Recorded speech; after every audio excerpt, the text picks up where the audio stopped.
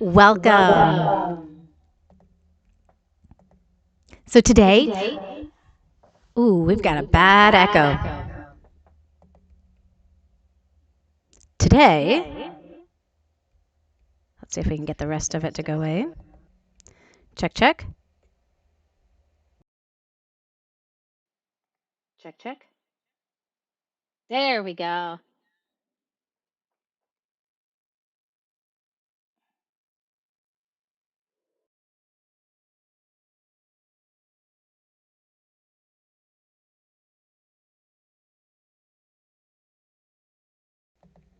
Hello.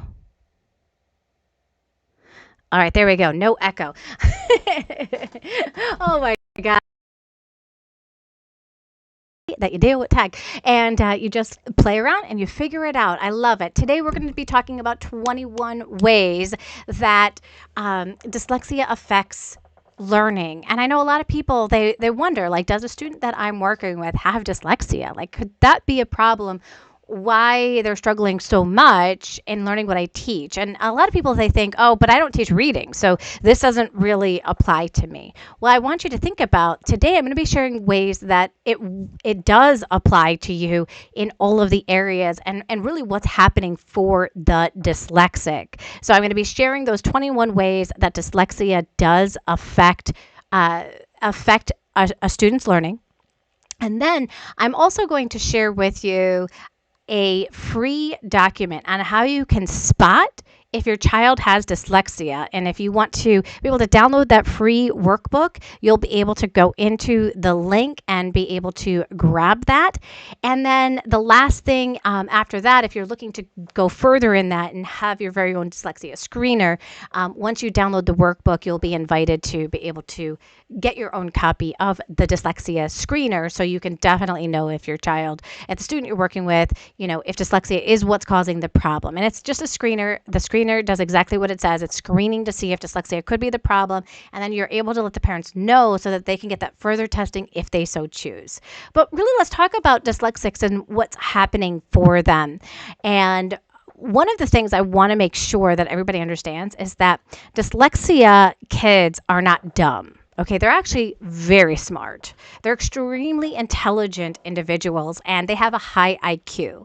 So when a lot of people especially in the United States, we think, oh, if a child is struggling with reading, oh, they just might not be that smart, right? Like school might not be their thing.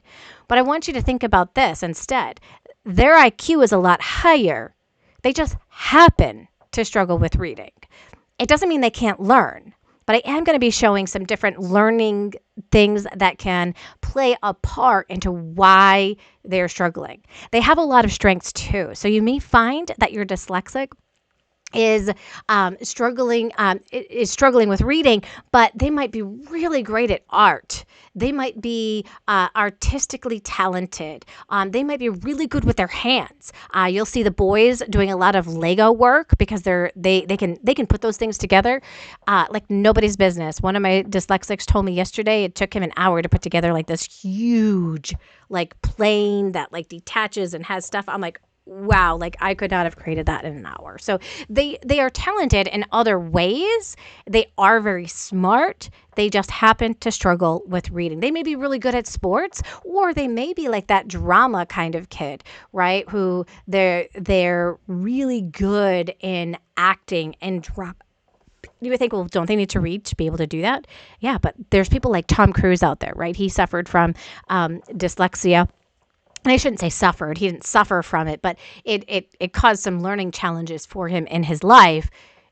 And in spite of that, he was still able to be one of the best top paid actors today. So yes, there are things that we can see that it can affect their learning in certain ways, but there's also a lot of great gifts that these kids offer across the board. So I would love to be able to know, who are you? So type that into the chat.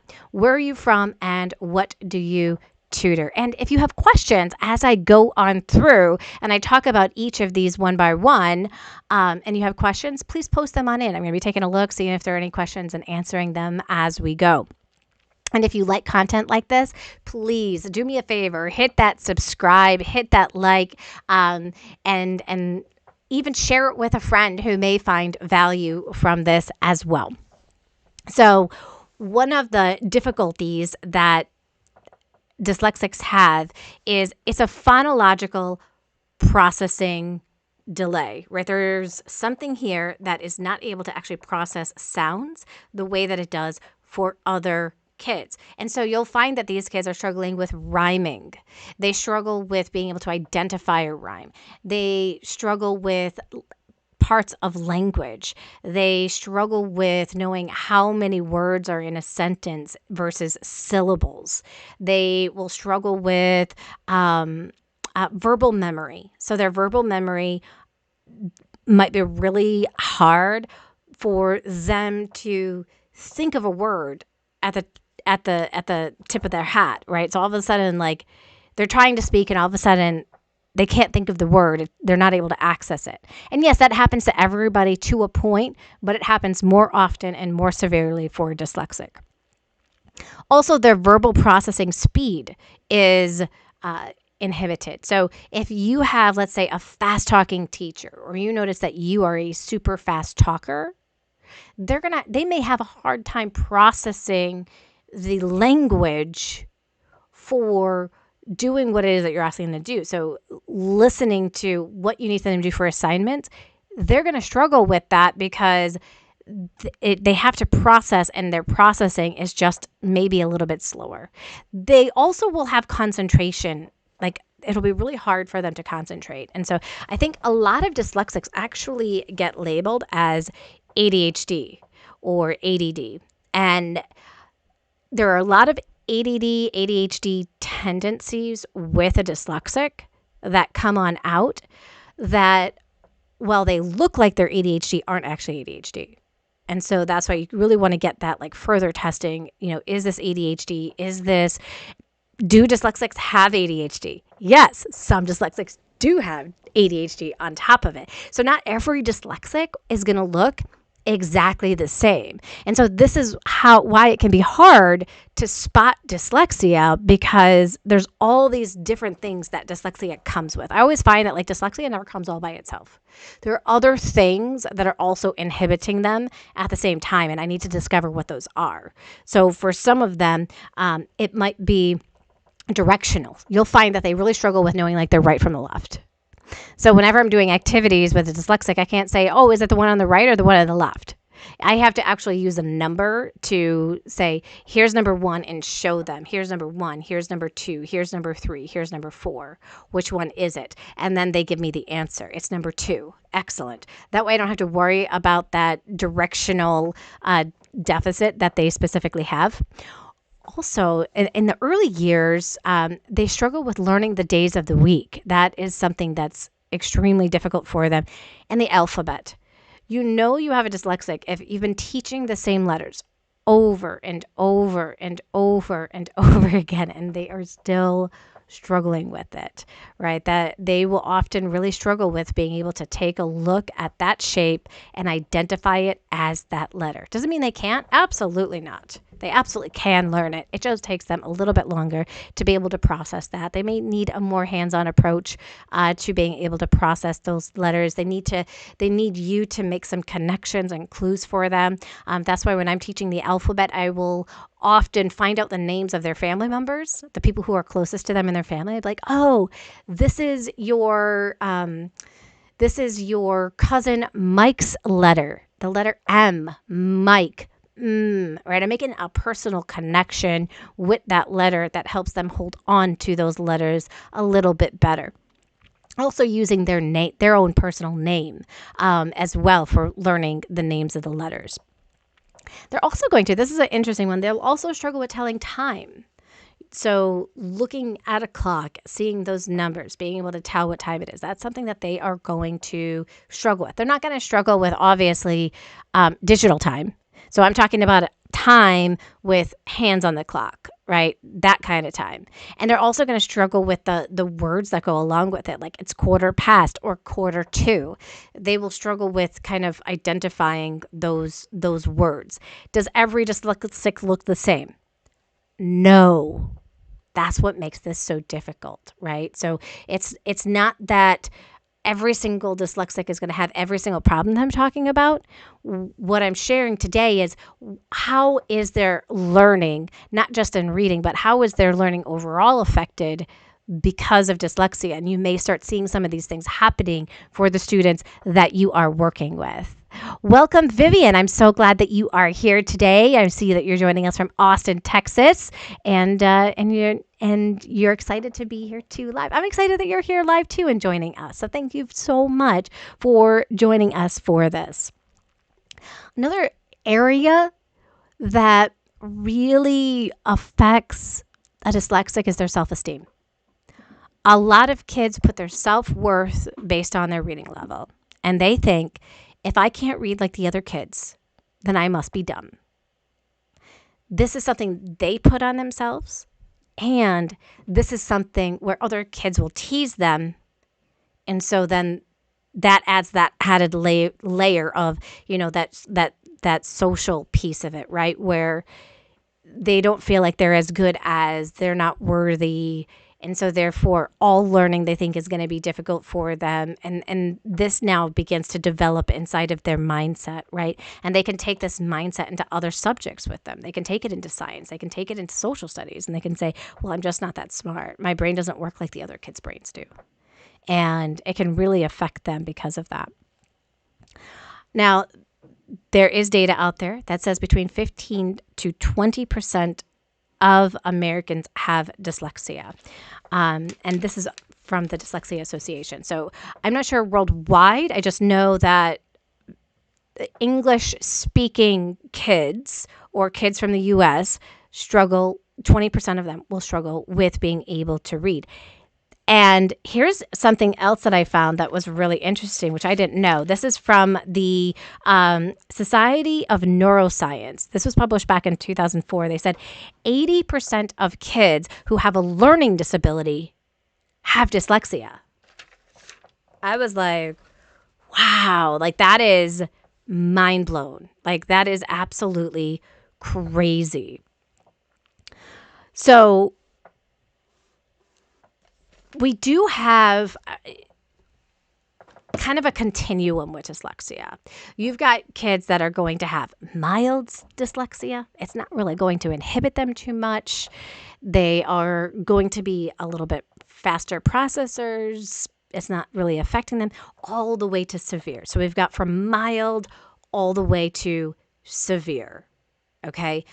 And these mild kids they're easier to teach, right? They don't have to go through that same lengthy, long process that some of the programs that exist out there for dyslexics have to go through. They can actually skip the line in some of the different skills because they've already mastered them themselves. Whereas somebody with severe dyslexia, they're going to need more time, more exposure than the average person when it comes to it. You'll notice, and this is with any reading that you'll have them do, they will read slower. If you've got dyslexia or you have a student who has dyslexia, you ask them to read something, they're going to read it slower than the other kids. That doesn't mean that everyone who reads slow has dyslexia.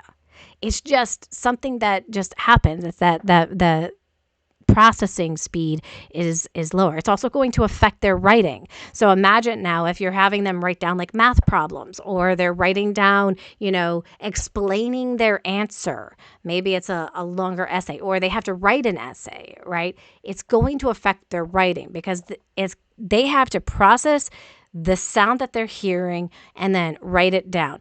Rote memorization is not always the best way to teach kids with dyslexics because they may also have short-term memory areas that really struggle. They struggle with holding it on to that information, which is why you can teach a dyslexic one day and the next day you go to review it and it's like you never taught it. And it can be so frustrating. I know for me, there's only so many dyslexics that I can take onto my roster because, as a teacher, like it really brings down your self-esteem when you have to do that process, right? Like they got it yesterday. They were even able to show you they got it, but they didn't hold on to it. It didn't move from short term to long term. You may even teach something and then 30 seconds later, they aren't able to repeat it or work with it or remember it or apply it, right? And that can be really frustrating. And so a lot of patience if you're going to work with kids with dyslexia, even if it's in a different subject, even if you're working in math with a dyslexic, you've got to have that patience, right? That patience to accept what's happening for them, that they're not choosing this. No kid like wakes up one day and is like, gosh, I really hope I have dyslexia, right? They're not choosing this. So they're not choosing the learning challenges that they have. They need somebody who's extremely patient, who can work through those learning challenges with them to make it easier and boost their self-esteem at the same time. And they're going to need to be given proper instruction. So 90 to 95% of reading impaired kids will be able to reach their goal of being able to read. 90 to 95% of them will be able to reach their goal, regardless that they have dyslexia. And I think that is so, so critical, right? Because a lot of people think, oh, because they have dyslexia, they can't read. Or sometimes people think, oh, because they have dyslexia, they're just seeing like letters that are flipped around or those kinds of things. And there's so much more that goes with dyslexia than just that piece of it. Welcome, Geraldine. Glad that you are here and joining us today. We're sharing all about the 21 ways that dyslexia affects reading.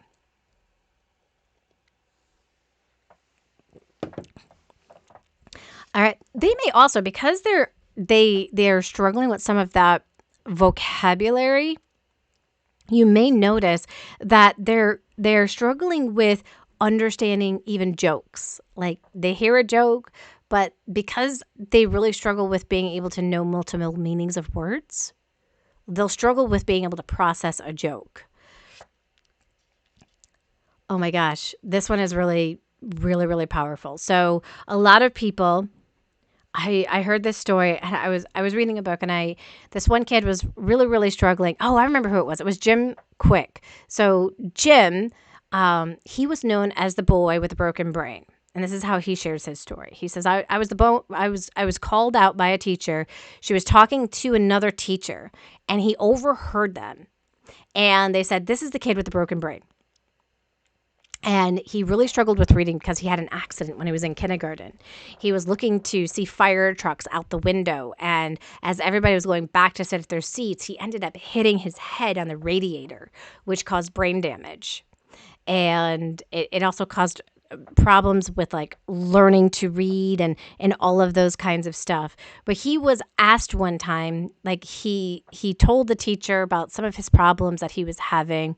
And he ended up telling them that he would love to be able to do any kind of extra credit work to be able to bring up his grade. And they said, great, I would like you to write all about dyslexia. So he researched dyslexia and he did the best that he could. And he put all of this information together. And he was so proud of his paper. And the teacher didn't allow him to turn in the paper. She ended up saying, class, we have something special today. Jim is going to be sharing all about dyslexia and teaching you guys all about it. And she asked Jim to come to the front of the room. And he looked at her and he said, I didn't do it. And you know why? Because he didn't want to speak in front of the classroom and read what he had written and be made fun of by his peers. And so to skip all of that, he just told the teacher he didn't do it, even though he had spent all of this time. He thought he just had to turn in the paper to her. He didn't realize that she was going to expect him to speak it out loud in front of the class and share all this information with them. And so he was completely embarrassed by that, right? And so he came up with a reason to not do it. So dyslexics may struggle if they haven't had the opportunity to practice their speech or to go over it several times. Being thrown on the spot and being asked to do that is going to be extremely difficult for a dyslexic student, right? They've got that, if you're asking them to speak or you're asking them to read out loud, they're going to have a hard time being able to do that in front of other people. It's also going to affect their math. So a big piece of math are those word problems, right? You can know how to do the math and do it really, really well, but now you put the word problems in there that have multiple steps to them sometimes. You get 1-step, 2-step, 3-step word problems. These kiddos, they're going to struggle with those types of questions even if they can do the math. And I think that is something that's really important. Like this doesn't just affect reading. It doesn't just affect speaking. It affects the other classes. It affects when they have to write something. It affects them when they have to really understand those word problems and break them down and be able to, figure out what the answer is. They may struggle with reading some of the words in those word problems. They may struggle with knowing the meanings of the words of some of those word problems, right? That it all ties together.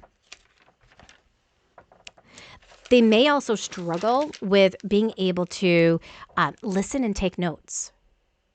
So having for these kids who do have dyslexia, notes that are kind of already written out for them where they can kind of fill in the blank with one of the words so they know what they have to be paying attention to is super helpful for kids with dyslexia. Because to be able to listen, I mean, think about all these steps, right? The teacher's talking, the student is trying to listen. Now remember, they already have concentration problems, right? So they're trying to listen. And now they're trying to take down the most important information. By the time they're able to finally get that thought down, how many important pieces of information has the teacher already given? Because it will take them a long time to write it down. They're not going to be your quick processors where they can just write something down super quick. So that's why having notes that are kind of where they're kind of filling in some of the major ideas or thoughts, right, will kind of lead them and guide them through that process and will help them be a lot more specific for them. They may also express, have a hard time expressing their feelings appropriately, right? So they may be frustrated, right? Because they're struggling with being able to listen to the teacher, take down notes, or even their tutor, right? They're struggling to listen and pay attention, right? And so they're trying to process what they're saying. They're feeling frustrated. And instead of responding in a way where you're like, I'm really frustrated right now because you're talking so fast, it's hard for me to understand. They're not about to say that, right? So instead, they may act out. They may have, behavior problems really coming out the wazoo because it's easier for them to act out than to speak their emotions. And so I was always told, like when I was going through, education classes when I was back in college, they'd say, kids would rather be seen as the class clown or, the bad guy or the bad kid who's always getting in trouble versus being seen as dumb. And so that's why they struggle with getting their emotions out because it's hard for them to communicate what's happening for them. And instead, they just do the best that they can. They're also going to struggle with memorizing information with a test. And what is most you think about middle school and high school, what is it mostly? Even college. It's all it really is spit back to me everything that I've told you, right? You're regurgitating information and you're throwing all of that information back at the teacher in whatever form that they're asking you to, whether it's a multiple choice, whether it is, essays, whether it's, open response, those matching kind of tests. They're going to struggle. They're going to struggle with memorizing the information, holding onto it from the short term, moving it to the long term memory. And so that's going to lead them into some bad habits because they're going to think, oh, if I just studied the night before, I tend to do better on those tests, right? And so, but it's really going to be hard for them to kind of process information and regurgitate it the way the teacher's asking them to. And so actually having other opportunities for them to show what they know is wonderful. One thing a lot of people don't think about, a lot of books are written in different fonts. They're not all written in the same font. And kids will really struggle with different fonts. So there's actually a font just for kids with dyslexia. It's called the Dyslexia Font. You may find it now. They even have it on Kindle. It's called the Dyslexia Font. And so, what you'll notice about any kind of font that's meant for dyslexics is it's really bottom heavy, and it will be easier for the kids to place what letter it is. It gives it like a strong bottom for them to place that letter. You get all these different fonts, even italics. Italics can cause a lot of problems for kids. When I see italics in books and I know I have a student who has dyslexia, or I think I have a student who has dyslexia, I first will see how are they doing with that font. Like, I make sure that I'm paying attention to that. How are they doing with this new font now?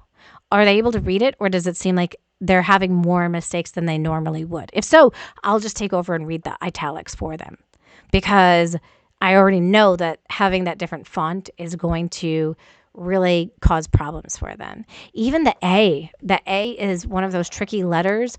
I find that using Comic Sans when I'm creating things, when I'm creating PowerPoints, when I'm creating a word list for my students, using Comic Sans will help, because the A is written the way that we write it versus that weird squiggly kind of A that you see. So just some things. So we've talked a lot about here some of those different things and how dyslexia can affect it. They're going to have difficulties with the phonological processing, the concentration, even personal organization, knowing left from right, days of the week, the alphabet, telling time, their self-esteem, they're reading slower than other people, their writing is affected by it, working memory can be affected by it. They might struggle with finding the right word for something. They will have difficulties with words that have multiple meanings, being able to rhyme, understand jokes, speak out loud in front of people, or read out loud in front of people, and listening and taking notes will be difficult for them. Expressing their feelings will be difficult, and memorizing information for text. So lots of information there for you guys to really think about. And if you want to know, if you want to know how to spot dyslexia in your student, all you have to do is go to the description of this video, and I have put a link there for a free workbook so that you can be able to know more about dyslexia, and also I have a checklist of things that you can kind of go through along with strengths and weaknesses, because remember, it's not just about what they can't do, but it's also what do they excel at. Because when I first started doing my writing of books, I had a lady who was incredible at doing art, do the artwork for the covers of my book. And she was an incredible artist, but she had dyslexia, right? So her art was her gift. And I think this is something that we have to realize is these kids are really, truly smart. They're very intelligent. They even may sound very intelligent. They may use a larger vocabulary in some experiences from other kids. I find their comprehension is off the charts sometimes when they read, right? You've got a kid they're reading and they are stumbling across like a ton of words, right? And you're like, oh my gosh, they're never going to be able to understand what they're reading. They get to the end and they get to the questions and they're like, boom, boom, boom, boom. They get every single one of them right. And you're like, ow! Like a typical kid can only make like 5 mistakes or 3 mistakes or 2 mistakes on a page. And here this kid has just made like 20, 30 mistakes on that page, or had to go back and reread something, and their comprehension is fully intact. They will just astound you in so many different ways. So focus as well when you do get to know if a student has dyslexia. Focus as well on how these kids excel and really bring out those strengths as well. Bring in their interests when you are reading things. They have to read so many things that they are not interested in, right? And we need to put them in text that is at a just right reading level. If you put them at text that's going to be so overwhelming for them, they're not going to be able to necessarily learn it learn the information from that, right? Maybe videos will support them more to be able to understand the content. There's so many different ways that we can teach today that we don't just have to focus on that written word. So definitely download that free download that I have for you guys, and right directly from there, once you download that, you're going to get to see that you're going to get the opportunity to get a copy of my Dyslexia Screener. If you are reading tutor or you ever want to teach reading, this can be really helpful for you. It's going to save your parents a ton of time, because doing a Dyslexia Screener like this can cost about $500. And so for them to, have that information from you is going to be priceless, and you can give them the next steps on what should they do next if they so choose. And you have to always remember that the parent is the one who gets to choose what happens next. Don't try to convince them on what should happen next. There are positives and there are negatives to getting diagnosed as dyslexic, okay? The positives at school include the kid being able to get more time on tests. If they process slower, they're going to read slower, they're going to need more time to take the test. So they get to have all time limits removed on tests. That may not be a benefit that the parent is looking for, right? Because the parent is thinking about the kid being pulled from class, getting those extra services, but being made fun of because of it. And they would rather do the work outside of school so the kid doesn't have to face that kind of humiliation in the parent's mind, right? They can take care of it on their own time. And a lot of people are willing to do that, to forego that extra help. Some people, they're willing to take any of the help that comes from them. So letting people know, the parents know, so here's what you can choose to do next. You can choose to go through, your doctor. You'll be able to get an appointment quicker that way versus going through the school. Or you can wait another, you can tell the school what you're noticing, and they can then start observing if they haven't already started documenting information about it. And then maybe a year later, they finally do the test. It's a really slow process inside of the school system. So I always suggest to parents, hey, go to your pediatrician if you're choosing to have this next step taken care of. Some people's insurance does not pay for it, which is why a lot of people opt not to get identified as well. So it's totally up to the parent. I just let them know the pros and cons, and I stay out of it. I just say, hey, here's what I'm noticing. I already have the data now that I need so that I can instruct the child in the way that is going to work best for them. And that's what's most important. So glad you joined us today, you guys. And I love this. Thank you. Absolutely spot on. This is definitely a disability that affects so much more than their lives. And they can excel in so many places. We have seen the most socially athletic, artistic, special-minded kids are dyslexic. Celebrations of strengths. Yes, that's exactly what we do, right? These kids do have strengths. So yes, they're struggling here. Once we know that they are struggling here and they have these learning differences, that's how I kind of like to look at them, as learning differences, we're able to then meet their needs in a way that's going to allow them to become lifelong learners and not be afraid to, step up. One good thing I think about kids that are dyslexic, they develop grit at a very early stage. And they could stick with things sometimes a lot longer than some of my kids that have never had to struggle. And I think this is such a beautiful, beautiful gift that they're being given early on in life, is how do I keep grit? How do I keep learning even when it's tough? And that is something that gets to be developed at an early age for these kiddos. And that's a positive thing. And I let them know this, hey, you stick with it. And this, if you apply this to everything that you do in life, you will be successful no matter what, even if reading is difficult for you. So thanks for joining us today. You guys enjoy the rest of your day, and I will see all of you guys soon. Bye, everyone.